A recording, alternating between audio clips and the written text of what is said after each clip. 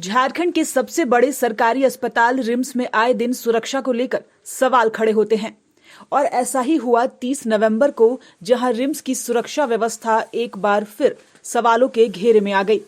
Private security guard, SAP के जवान और बरियातू टीओपी के नाक के नीचे से 13 वर्षीय बच्ची करिश्मा कुमारी अचानक से गुम हो गई थी, जिसको लेकर परिजनों के द्वारा बरियातू थाने में शिकायत दर्ज की गई थी। मिली जानकारी के मुताबिक बच्ची बिहार के बांका जिले के गोकुला की रहने वाली है और वो मानसिक रूप से विक्षिप्त है। परिजन बच्ची का इलाज central institute of psychiatry Kanke में करवा रहे थे, लेकिन वो बेहोश हो जा रही थी, जिसके बाद सीआईपी के डॉक्टर ने उसे रिम्स रेफर कर दिया और बच्ची का इलाज रिम्स के पीडियाट्रिक वार्ड में चल रहा था। वहीं इसकी जानकारी देते हुए बरियातू के एएसआई ने कहा कि बच्ची मानसिक रूप से विक्षिप्त थी और मां बाप के सोने के बाद बच्ची रिम्स के परिसर से बाहर चली गई। हालांकि बच्ची को खोज लिया गया है। महिला थाना और बरियातू थाना के सहयोग से बच्ची को परिजनों के हवाले भी कर दिया गया है।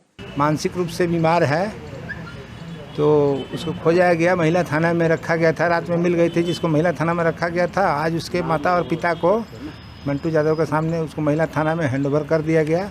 फिर इलाज के लिए अपना कहीं लेकर के गए।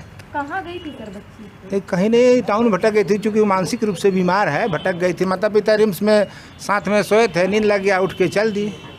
तो घूमते घूमते पहुंची थी तो महिला थाना पकड़ के उसको सुरक्षार्थ रखा था। लेकिन सवाल ये उठता है कि रिम्स में इतनी सुरक्षा के बाद भी एक नाबालिग बच्ची आखिर गुम हुई तो हुई कैसे? न्यूज विंग के लिए रांची से संध्या की report. Giridih is a small place, and we have like very less facilities in terms of education and this kind of infrastructure.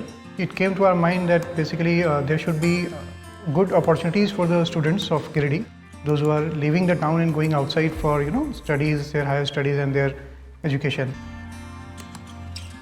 I wanted my son to start with the coding classes, so I researched it online. I got through all the reviews and everything.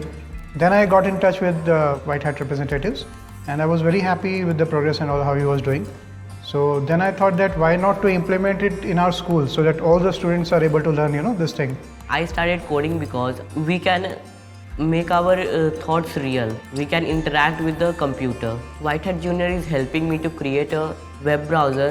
And I think on this part, White Hat is actually leading, on this coding platform. It is definitely a very good platform and one should implement in every school.